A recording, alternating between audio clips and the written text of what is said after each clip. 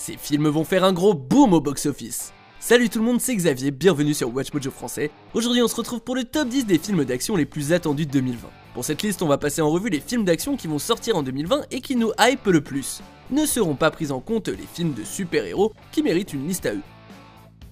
Numéro 10, Mourir peut attendre. Alors que Casino Royale et Skyfall sont devenus des classiques instantanés de l'action, plus d'un seront d'accord pour dire que Quantum of Solace et 007 Spectre nous ont laissés sur notre faim. The world's moved on, Commander Bond. You were 00. 2 years. So stay in your lane. Étant donné que Mourir peut attendre sera la der des der de Daniel Craig dans la peau de l'agent 007, on peut s'attendre à ce que ce grand final envoie du lourd. Même sans le retour de Sam Mendes, Bond 25 a été entre de bonnes mains, celle du réalisateur Cary Joji Fukunaga. Récompensé d'un Emmy pour True Detective, Fukunaga est surtout connu pour avoir réalisé l'un des travelling les plus passionnants jamais faits. S'il a été capable d'apporter la même intensité, la même angoisse et une image aussi captivante à un James Bond, Mourir peut attendre devrait faire partie des grands moments de la carrière de Daniel Craig. Only your skills die with your body. Mine will survive long after I'm gone. En plus, il y a Ana de Armas dans le film et c'est très cool de voir cette réunion du casting d'à couteau tiré. Numéro 9, Free Player. Le pitch de Free Player assure une grande place potentielle, que ce soit à l'action ou à l'humour. Bon, déjà c'est Ryan Reynolds qui a le premier rôle, donc on va peut-être avoir droit au prochain Deadpool.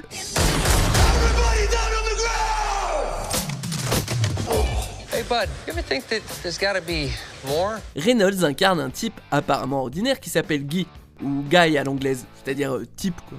Un peu Roddy Piper dans Invasion Los Angeles, Guy tombe sur une paire de lunettes qui lui ouvre les yeux sur ce qu'est vraiment le monde. En fait, Guy est un PNJ, un personnage non jouable dans un jeu vidéo et il s'apprête à devenir l'inattendu héros d'un monde chaotique.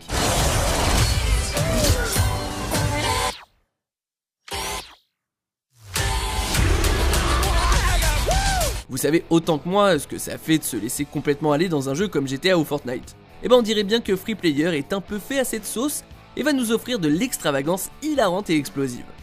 Numéro 8, Jungle Cruise.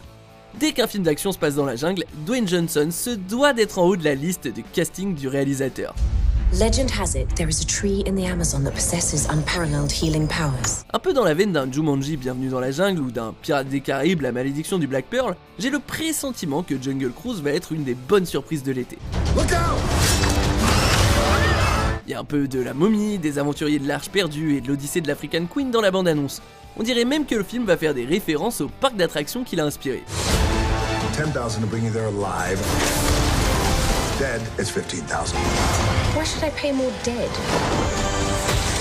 Dead, I'd have to carry you. Dead's a lot harder, lady. Johnson incarne le capitaine d'une croisière cucu sur une rivière, évidemment bourré de faux effets.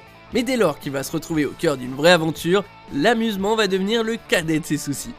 Numéro 7, Hitman and Bodyguard 2. Ryan Reynolds frappe encore dans cette suite de Hitman and Bodyguard. Eyes up here. Eyes up here. God damn it! Bon, je suis d'accord, le film de 2017, entre action et comédie, c'est un peu le bazar. Mais la chimie entre Reynolds et Samuel L. Jackson y était prometteuse pour l'avenir. Salma Hayek en femme de Jackson est aussi une bonne idée, et a priori son rôle va prendre de l'ampleur dans ce deuxième opus. You're worried about my husband's safety? No one in this world can kill Darius Kincaid. Cette perspective me hype déjà. La suite ne se ramène pas les mains vides, puisqu'on retrouvera au casting Richard E. Grant, Antonio Banderas et Morgan Freeman, bien qu'on puisse toujours se demander si Kevin Costner va finir par apparaître dans un film du genre.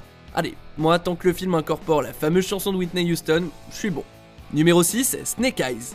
Si on demande à n'importe quel enfant des années 80 ou 90 qui est son G.I. Joe préféré, il y a de fortes chances que la réponse soit que sa figurine d'action préférée est celle de Snake Eyes. Alors quand on se démène à redonner vie à cette franchise, c'est juste logique en fait de mettre la lumière sur ce commando ninja silencieux.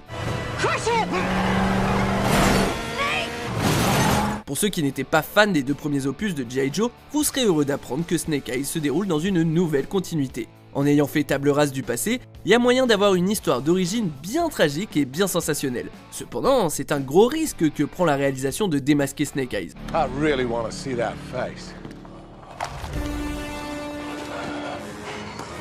There it is. Alors que ça n'a plus ou moins jamais été fait auparavant, je suis hype si Henry Golding vend bien le truc. Numéro 5, Top Gun 2. Après près de 3 décennies et demie, personne ne suppliait Hollywood d'avoir un autre Top Gun pour ainsi dire.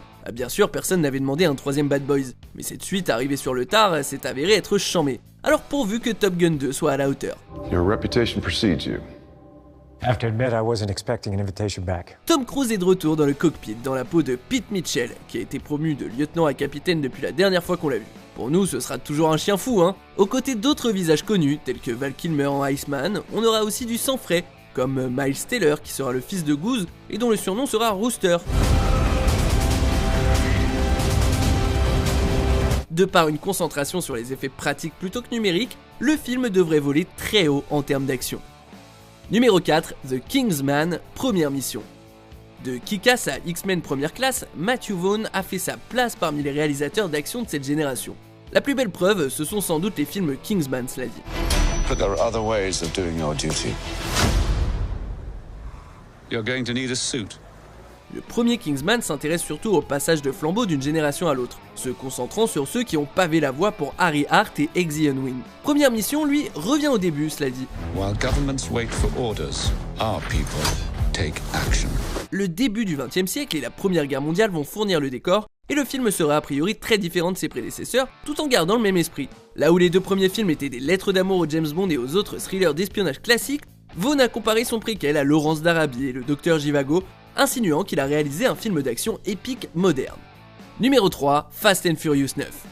Hobbs et Shaw vivent leurs propres aventures, mais Fast and Furious 9 n'en reste pas moins une réunion de famille. Et je vois pas d'autre star de l'action que John Cena pour incarner le frère éloigné de Dom. Le gars est fait sur mesure pour la franchise. No one outruns their past.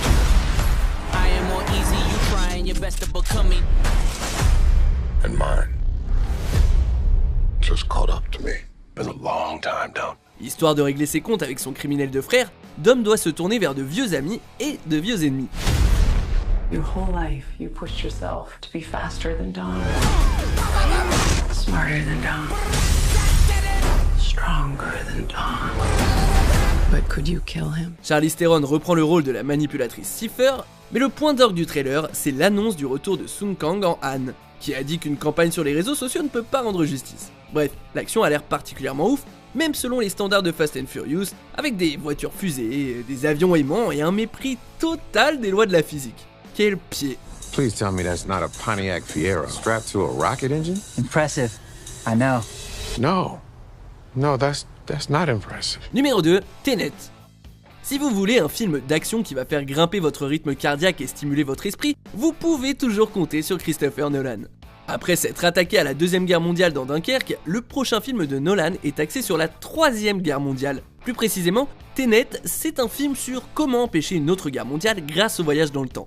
That test you passed? Not everybody does. Welcome to the afterlife. On ne nous dit pas vraiment dans la bande-annonce comment le voyage temporel fonctionne dans cet univers, même si je me doute qu'il n'y aura ni DeLorean ni Terminator. Ce que je peux dire, c'est que le style, le ton et l'action semblent être du même acabit qu'Inception. All I have for you is a word. Tenet. It'll open the right doors. Some of the wrong ones too. Là où Inception nous emmenait à l'intérieur des rêves des gens, Tenet va retourner la structure du temps. Comme tous les films de Nolan, c'est un film qu'il faudra vivre sur le plus grand écran possible à mon avis. Don't try to understand it.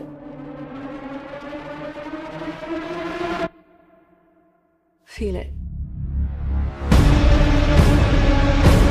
Avant de dévoiler notre vainqueur, voici quelques mentions honorables.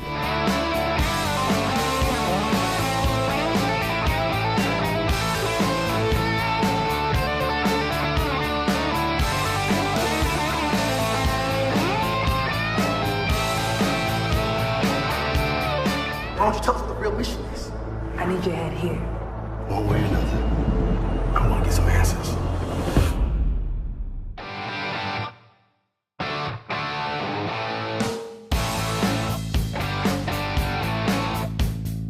On arrive presque à la fin. Nous publions de nouvelles vidéos chaque jour, alors abonnez-vous et activez la petite cloche et les notifications sur téléphone pour ne rien rater. Numéro 1, Godzilla contre Kong. Vous vous souvenez quand on pensait tous que ça serait l'affrontement ultime entre Kong et Godzilla.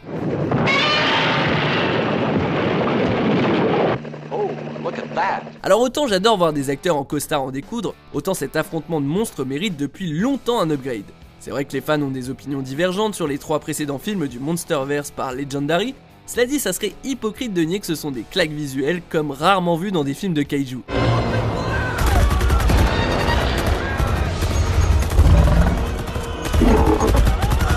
L'action est aussi solide et le studio s'apprête à lâcher du lourd, quelques centaines de tonnes d'ailleurs, pour Godzilla contre Kong.